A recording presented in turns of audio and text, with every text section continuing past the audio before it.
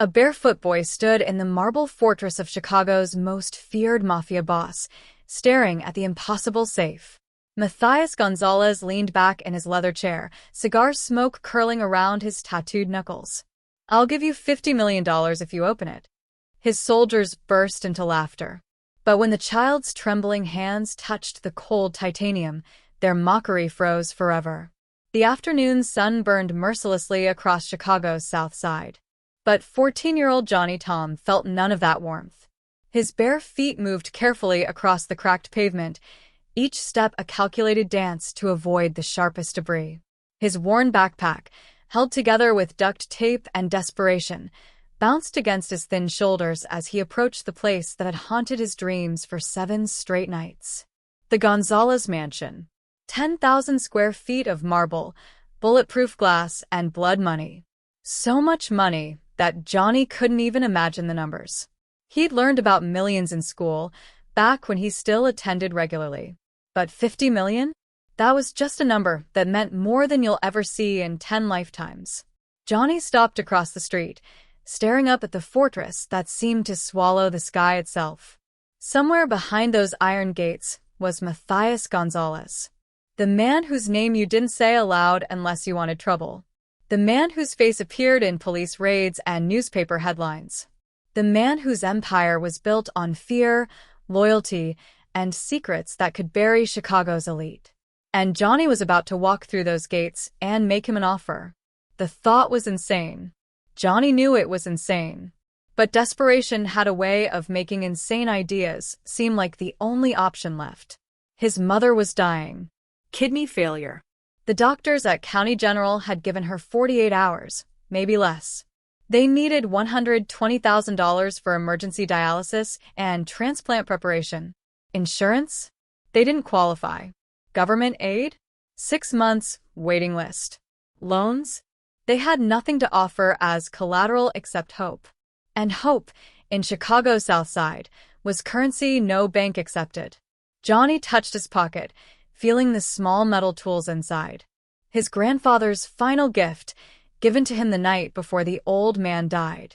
"This is special, boy," his grandfather had whispered, voice weak but urgent. "When you need it most, you'll understand. Trust your hands. Trust what I taught you." His grandfather had been a locksmith. Not famous, not wealthy, but gifted. He taught Johnny everything during those long afternoons in his cramped workshop. Things about locks, tumblers, mechanisms, and the strange art of listening to what metal was trying to say.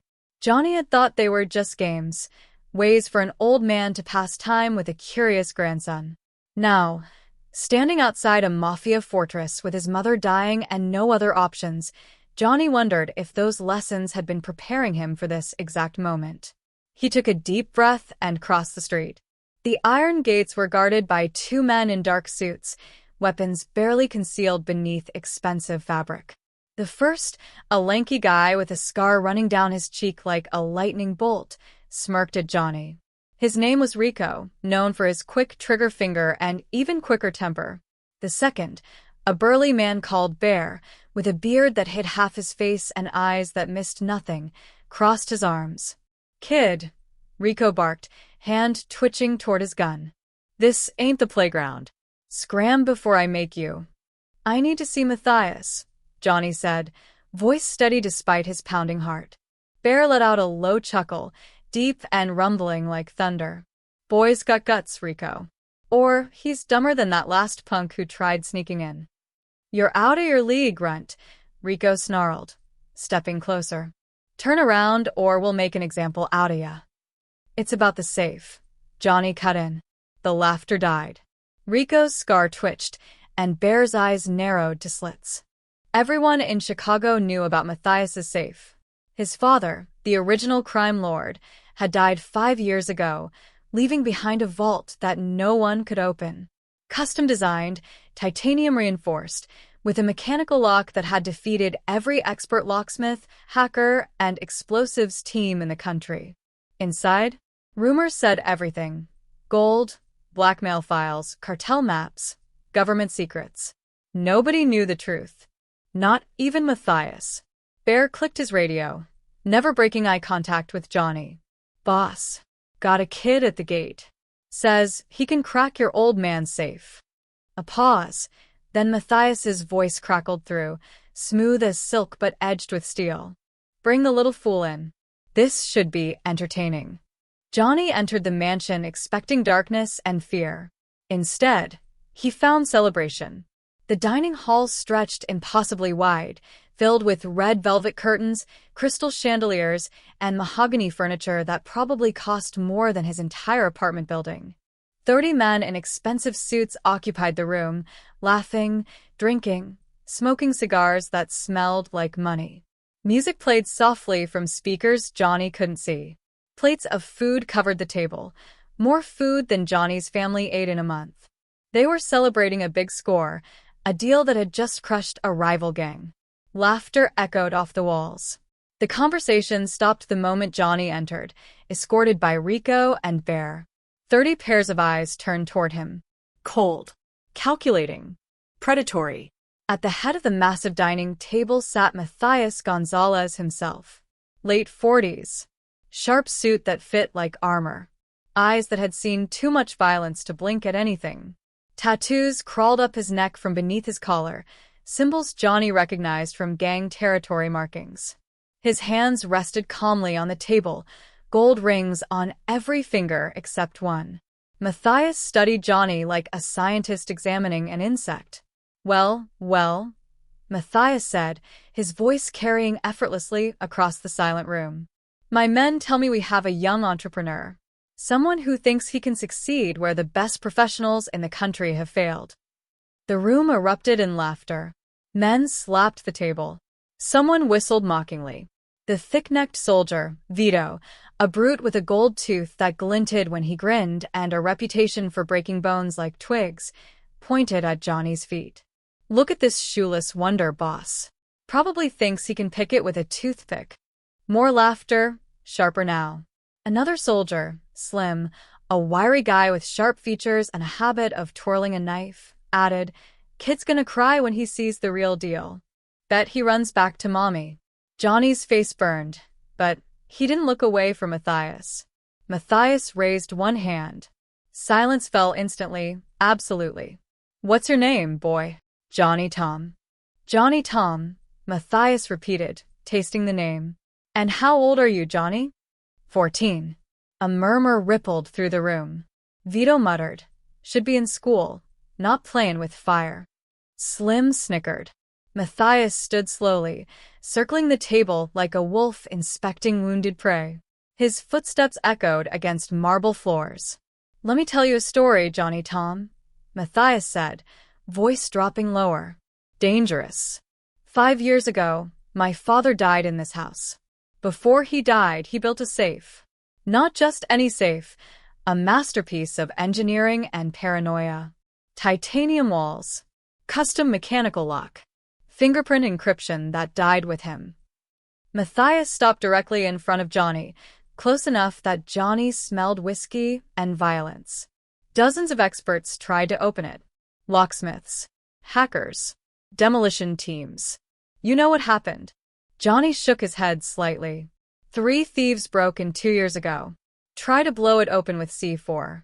The explosion killed 2 of them instantly. The third one. Mathias smiled without warmth. We found him 3 days later. Still alive. Barely. He begged us to finish him. The room watched in hungry silence. So tell me, Johnny Tom. Mathias leaned closer. What makes you think you can do what everyone else failed at? Johnny's throat felt like sandpaper. But he met Mathias's eyes. Because my mother is dying, sir. And I have to. The honesty of it landed like a punch. Mathias straightened, studying Johnny with new interest. Then he laughed, a sound without humor. All right then. Here's my offer. Mathias gestured broadly to his men. You open my father's safe, and I give you $50 million. Cash. Tax-free. Enough to save your mother and live like a king for the rest of your life. Johnny's heart hammered so hard he thought everyone could hear it. But when you fail, not if you belong to me. You work for this family. Forever. Cleaning blood off floors. running packages, doing whatever I command. No childhood. No freedom. Just service until you die, or I release you. The cruelty of the offer hung in the air like poison. Every man in the room watched Johnny, waiting for him to run, to cry, to beg for mercy. Johnny thought about his mother's face, her smile, her hands holding his when he was scared. Rosa Tom wasn't just a victim, she was a fighter. She'd raised Johnny alone after his father left, working double shifts at Miller's diner, teaching him to read by flashlight when the power was cut, and always telling him, "We don't give up, Mijo. We find a way." "I accept," Johnny said. Mathias's eyebrows rose. Then he threw his head back and laughed. Genuine, surprised laughter. "You've got spine, street rat. I'll give you that." He clapped Johnny hard on the shoulder. "All right then. Let's go to the vault room." He turned to address his men, grin widening. "Gentlemen, let's watch how a barefoot boy from the slums beats the entire world." The vault room existed outside the normal world. No windows. No decorations. Just concrete walls painted industrial gray and a single overhead light that hummed like a dying insect. The air was thick, heavy, pressing down on Johnny's chest like a physical weight. And there, in the center of the room, stood the safe. It was smaller than Johnny had imagined. Maybe 3 feet tall, 2 feet wide. But it radiated something that made his skin prickle, an aura of absolute refusal. The titanium surface was flawless. No scratches. No dents. No evidence that anyone had ever come close to defeating it. Mathias leaned against the concrete wall, lighting a fresh cigar. His soldiers filled the doorway behind him, blocking any escape. "Beautiful, isn't it?" Mathias said, smoke curling from his lips. "My father spent 2 years designing it. Hired engineers from 3 different countries. Made sure no single person knew the complete design." Vito laughed. "Kid can't even spell titanium, boss. This'll be quick." Slim twirled his knife. $10 he faints before touching it. "Let him try," Mathias said. "I want to see the exact moment hope dies in his eyes." Johnny stepped forward on trembling legs. His bare feet were silent against the cold floor. His hands shook as he reached toward the safe stile. The metal was cold enough to burn. The moment his fingertips touched the dial, everything else disappeared. The laughter. The cigar smoke. The weight of 30 men watching him fail. There was only Johnny and the safe and the conversation happening between his skin and the metal beneath it. "Every lock has a heartbeat, boy." His grandfather's voice echoed across time and death. Johnny was 8 years old again, sitting in the cramped workshop that smelled like oil and patience. His grandfather's weathered hands guiding his small ones across an ancient padlock. "You don't force a lock open, Jojo. You listen. You feel its rhythm. Every tumbler has a voice. Every mechanism wants to tell you its secrets." "But how do you hear it, Grandpa?" "Not with your ears. With your soul." Johnny had thought it was poetry. Old man wisdom that sounded profound but meant nothing. Now, with his mother dying and his future hanging on this moment, he understood. The safe had a heartbeat. Faint. Irregular. Hidden beneath layers of titanium and engineering brilliance. But it was there, a rhythm only someone desperate enough could feel. Johnny closed his eyes. Turned the dial right. Slowly. Listening with his fingertips. Stopped. Vito snorted. "He's guessing, boss. Pure luck if he gets anywhere." "Sure," Mathias said. His voice had changed. The mockery was fading into something else. Johnny turned the dial left. Stopped. Turned right again, but only slightly. His grandfather's hands over his, patient and certain. "Feel that click? That's the lock telling you you're close. Now listen deeper."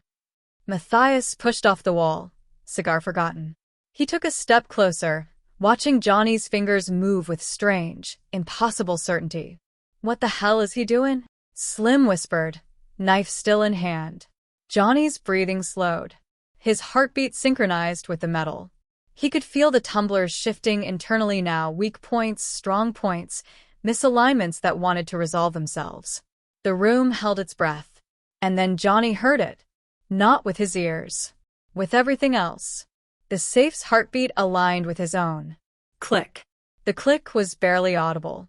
But in the absolute silence of the vault room, it sounded like a gunshot. Johnny didn't move. Didn't breathe. His fingers remained frozen on the dial, afraid that any movement would break whatever impossible thing had just happened. Vito whispered, "No way." "Quiet," Mathias commanded. 20 minutes had passed. Johnny had lost himself in the rhythm of the lock, his grandfather's voice guiding his hands through movements that made no logical sense, but felt inevitable. Right, left, right, pause, left, slight adjustment, right again. Each turn had brought him closer to something he couldn't name, but recognized when he found it. Now, the safe sat before him, no longer sealed, no longer impossible. Johnny's hand moved to the handle. His fingers wrapped around cold titanium. He could feel the eyes of 30 men burning into his back, could feel Mathias's cigar smoke thick in the air, could feel his own heartbeat hammering against his ribs. He pulled. The door swung open smoothly, effortlessly, like it had been waiting 5 years for exactly this moment. The sound of metal moving echoed through the concrete room like thunder. Slim gasped, his knife clattering to the floor. Vito cursed under his breath, gold tooth catching the light. Mathias stepped forward, his face pale, his cigar falling forgotten from his lips. It hit the floor in a spray of embers that no one noticed. Johnny stared into the safe, his mind struggling to process what he was seeing. No gold bars stacked like childhood fantasies. No bundles of cash wrapped in plastic.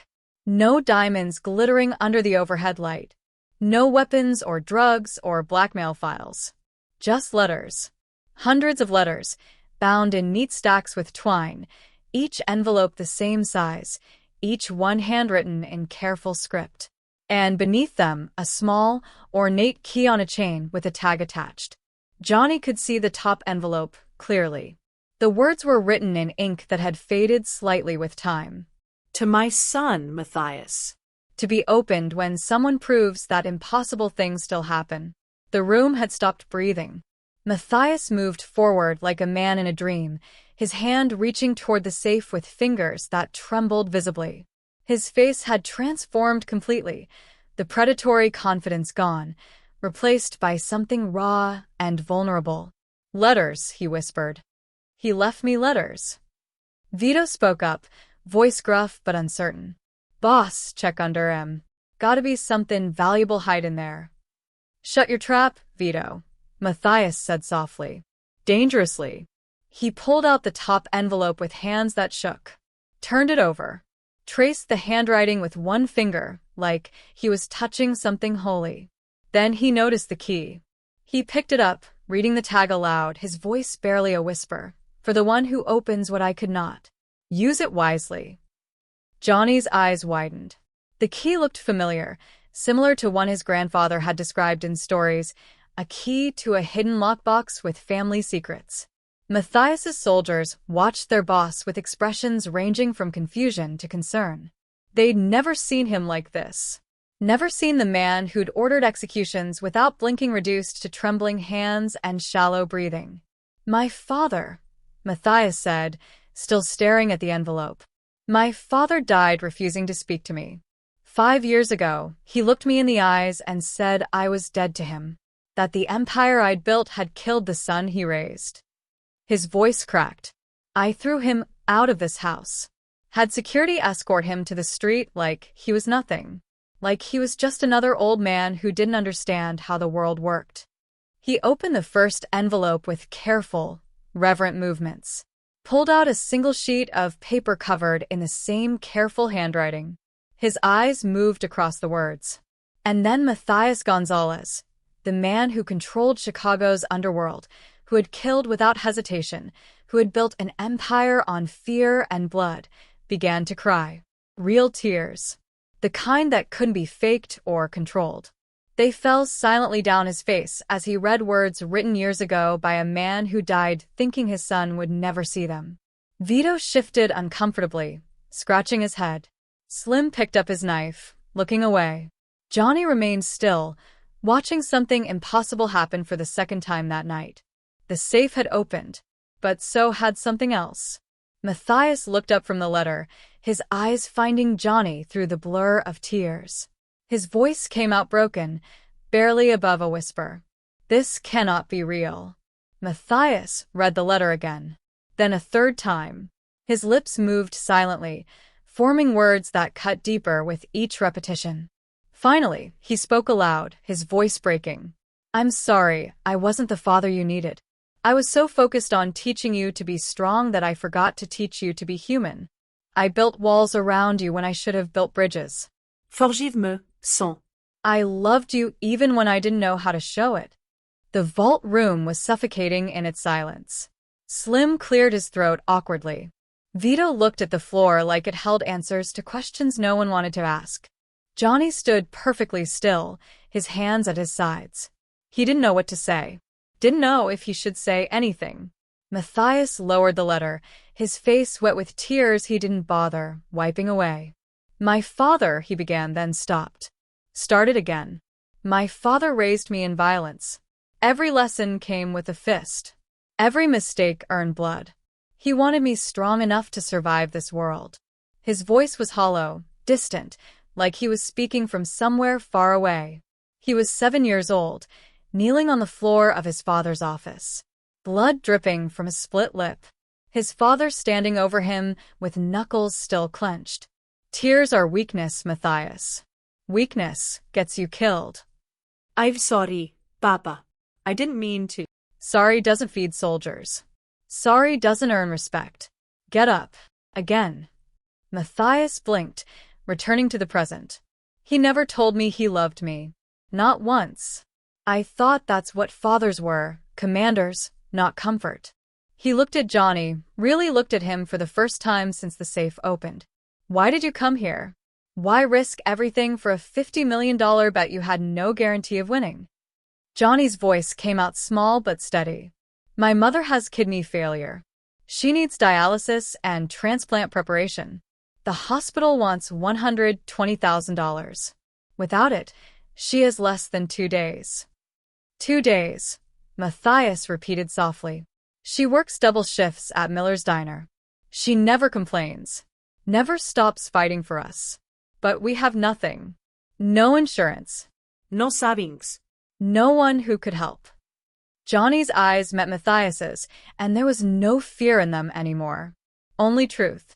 "So, I came here, because doing something impossible was better than watching her die, knowing I never tried." Something shifted in Mathias's expression. He was 12, watching his mother die in a hospital bed.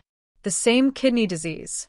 His father standing at the window, back turned, refusing to show emotion. "Papa, can't we do something? Can't we?" "She's already gone, boy. Crying won't bring her back. Learn to let go." But he couldn't let go. He'd held her hand until it went cold. Mathias staggered backward, the letter crumpling slightly in his grip. "You're just a kid," he whispered. 14 years old, and you walked into a Mafia boss's fortress because your mother needed you to be brave." "I didn't have a choice," Johnny said simply. "You always have a choice." Mathias's voice hardened slightly. "You could have given up, could have accepted that life is cruel and some people don't get saved. But you didn't." He looked at the safe, at the stacks of letters his father had written in the years before death. "My father wrote these alone," Mathias continued, "week after week, putting his heart on paper, because he couldn't say it to my face. And I was too proud, too damaged, too much like the monster he'd created to listen." He turned to his soldiers, his face still wet but his voice regaining its command. "Everyone out. Now." Vito and Slim exchanged glances. "Boss, you sure?" Vito asked, his gruff voice tinged with concern. "Out," Mathias roared, and 30 men filed through the vault door like water draining from a sink. When the last soldier left, Mathias closed the door behind them. Only he and Johnny remained. Mathias walked to the safe, pulled out another letter, then another, stacking them gently on the floor. His hands moved with a tenderness Johnny hadn't seen before. Then he handed the key to Johnny. "This is for you, as my father intended. But tell me, boy, did your grandfather ever mention my father? They were old friends, you know. Rivals in the locksmith world, but friends." Johnny's eyes widened. He told stories about a man who could design locks no one could break. Said they shared secrets. Mathias nodded. "The twist of fate. Your grandfather helped design this safe. That's why you could open it. Blood recognizes blood in a way." "How much time does your mother have?" Mathias asked quietly. "The doctors said 48 hours. That was yesterday afternoon." Mathias nodded slowly. Then he made a decision that would change both their lives forever. "Come with me." Mathias led Johnny back into the dining hall where his soldiers waited in tense silence. Every eye tracked them as they entered. The remains of the celebration, half-empty glasses, cooling food, abandoned cigars, made the room feel like a party interrupted by death. Mathias went directly to his chair at the head of the table and pulled out his phone. His fingers moved rapidly across the screen. "Gerald," he said into the phone. "Wire $50 million to." He looked at Johnny. "What's your mother's name?" Rosa. Rosa Tom. "Wire $50 million to Rosa Tom." "Yes, I'm serious. I want it done in the next 20 minutes. I don't care what accounts you have to liquidate. Make it happen." He ended the call and tossed the phone onto the table. The dining hall erupted. "Boss, have you lost it?" Vito bellowed. 50 mil for a kid?" Slim sneered, knife in hand again. "He must have tricked you somehow." Another soldier chimed in. Mathias raised his hand. Silence fell, but the tension remained thick as smoke. "The deal was 50 million if he opened the safe," Mathias said calmly. "He opened it. I keep my word." Vito stepped forward. "Respectfully, boss, emotions are clouding ya. Kid's a nobody. He'll squander it on junk." The temperature in the room dropped 10 degrees. Mathias stood slowly, his chair scraping against marble. He walked toward Vito with movements that reminded Johnny of a snake approaching prey. "Say that again," Mathias said softly. Vito's bravado faltered. "Just looking out for ya, boss." "You're saying this boy, who marched in here fastened death, cracked a safe that stumped the world, all for his dying ma, is conning me?" Mathias's hand moved to the gun holstered beneath his jacket. "The next wise guy who badmouths Johnny gets a bullet. Capice?" 30 men nodded in unison. Mathias turned back to Johnny, his expression softening immediately. "What hospital?" "Spill it all." "County General. She's in the ICU. They won't start dialysis without upfront cash. $120,000 for the procedure and transplant prep." "County General," Mathias spat. "That dump." He grabbed his phone again. "Marcus, set up a transfer. Rosa Tom, County General ICU. Move her to St. Mary's ASA. Tell Dr. Reeves I'm cashin' in that favor. Cost ain't a thing." Johnny's legs nearly buckled. "We can't afford." "You just scored 50 mil, Mathias said. "And I'm tossin' in 10 more for meds. Your ma gets top-shelf care." Slim spoke up, his voice careful, intelligent eyes assessing. "Boss, what was in the safe? If it's okay to ask." Mathias glanced at the vault door, then back at his men. "Letters. My old man wrote me one a week for 5 years. 260 I never knew about." He pulled the first letter from his pocket. "This explains the safe. Locked with our family's gift." He knew I ditched the locksmith gig, thought I was above it. Made it a test. "Test for what?" Vito asked, curiosity overriding fear. "To check if I had humility left. To admit I couldn't do it all." Mathias chuckled bitterly. "I flunked, higher in prose. But this kid," he pointed at Johnny. "He passed 'cause he had faith born from desperation, not pride." The room digested this quietly. Mathias's phone buzzed.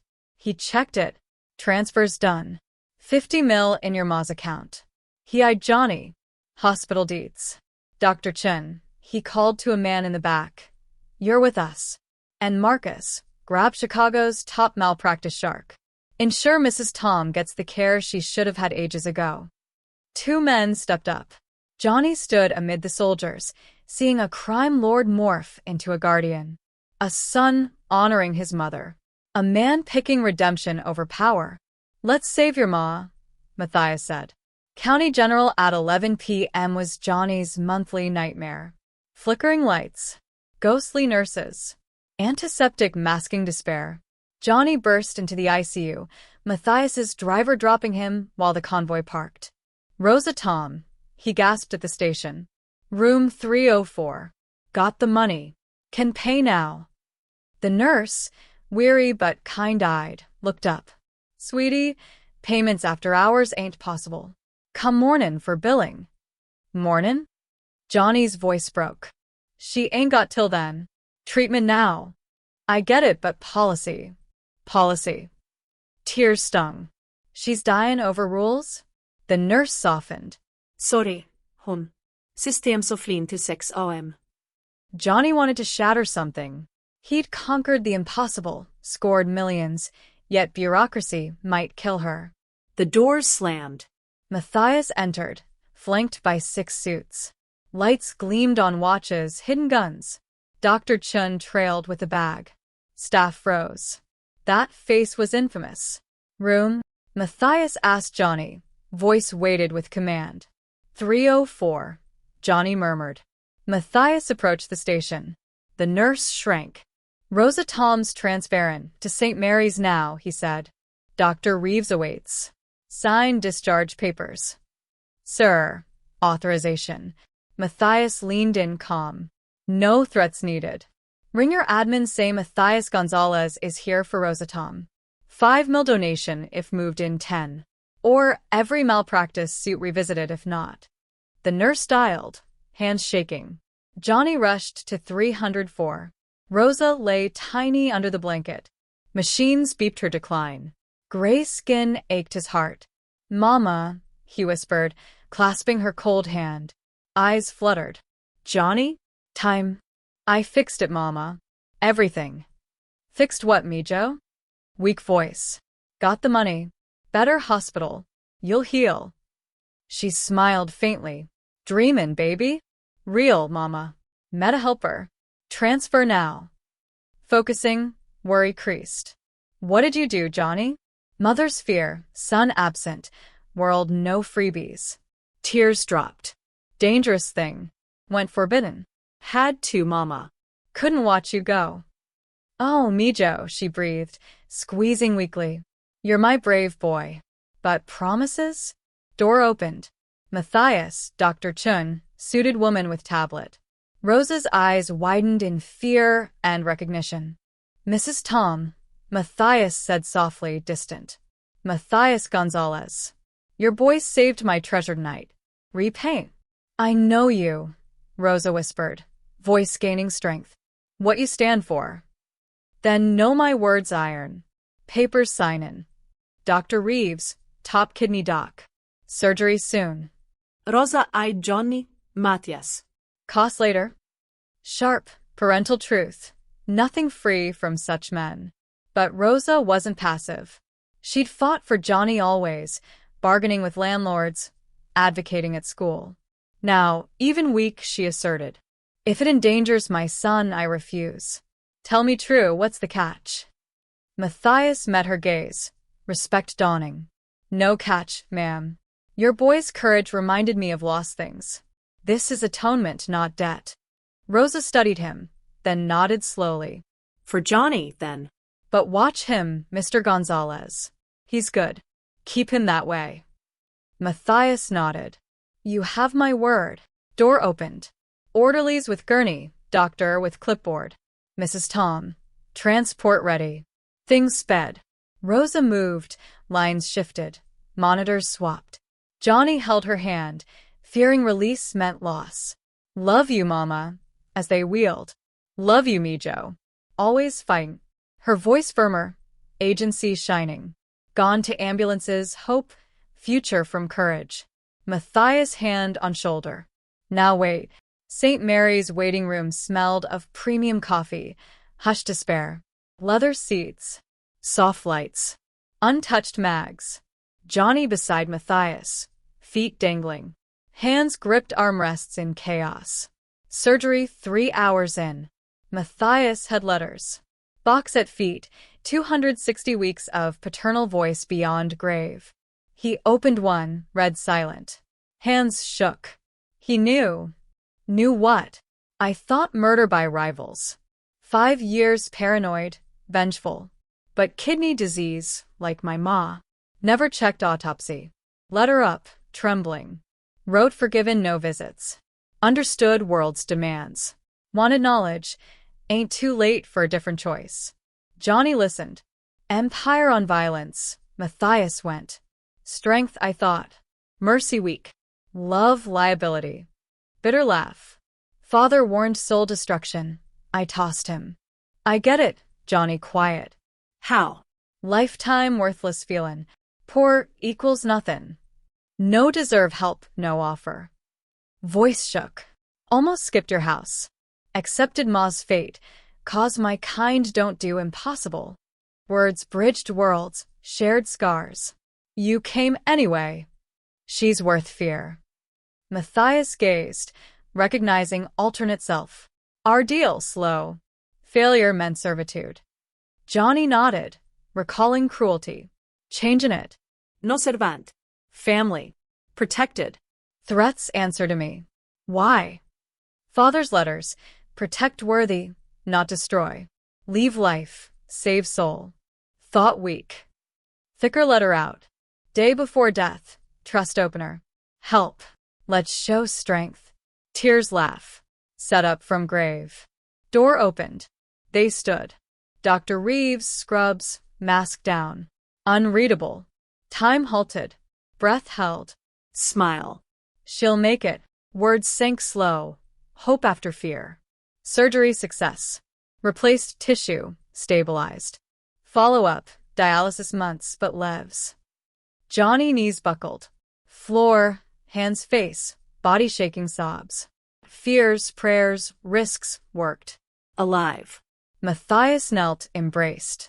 Killer boss held crying boy joyfully. Alive, gasped. Your bravery, Mathias thick. Reeves moment, recovery hours. See when wakes. Postdoc, Mathias aided stand. Phone call. Council emergency. 8 a.m. tomorrow. Pause. Shipment? Delay. Changes comin'. Ended, looked Johnny determined, fearful. Leavin' this life, said. Gradual, avoid war. Father want a legit build, no blood. Can you? Dunno. Try. Last letter out, marked final. Trembled seal break. Read silent, tears stream. Aloud. Readin' this, extraordinary open safe. Family gift. Trust, Mathias. Protect. Love as I should have better. Boy Opening deserves unconditional love you missed. Be father I failed. Fine son you could be. Letter dropped. New. Whisper. You like comin'. Johnny picked. Read words pre-birth for him. Keep in promise, Mathias. Offer. No deal. Real. Johnny up. Education paid. Best schools. College. Study what? Ready, help build legit. Help people not destroy. Family part. Heir. Not crime. That dies. To worth buildin'. Johnny thought ma alive via letters. Grandpa teachin' soul listen. Impossible real via belief. And twist. Grandpa's safe tie. Key perhaps to family legacy Johnny'd explore. Okay, said. Build better. Mathias real smiled. First. Start tomorrow. The end. The Mafia boss had laughed at a poor boy who claimed he could open an impossible safe. But the boy didn't just open titanium and steel. He opened a dead man's heart sealed in letters. And with a hidden key, opened a connection between past rivals that bridged generations. 2 lives were rewritten that night in Chicago. One boy walked in barefoot and desperate. One man walked out redeemed and hopeful. And the safe that no one could crack? It never held treasure. It held the only thing that could save them both. Love. and a key to even more. If this story moved you, hit the like button and subscribe for more stories about impossible hope, unlikely heroes, and the power of choosing love over fear. Turn on notifications so you never miss the next chapter. Your support helps us create more content that reminds us all that sometimes the bravest thing we can do is believe in the impossible. What would you risk everything for? Let me know in the comments below.